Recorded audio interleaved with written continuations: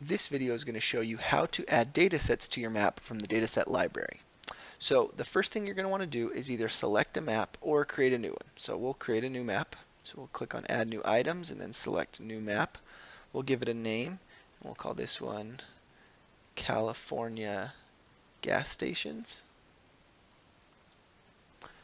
Alright, and now that we're here on the map, I'm going to zoom on into California. Then I'm going to click here on this Options button and Save Position. This will essentially make it so that anytime the map is opened, I'll always open up to this screen. Then I'll come over here to this Add button. I'll click on Add. I'll go to Pins, and then I'll select From Dataset Library.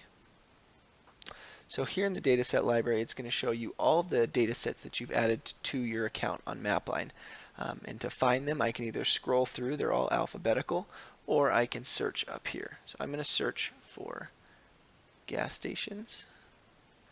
Alright, and then I have a California gas stations dataset, so I'll just check that box and click OK.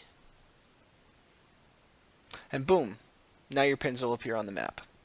And that's how easy it is to add datasets to your map using the Dataset Library in Mapline.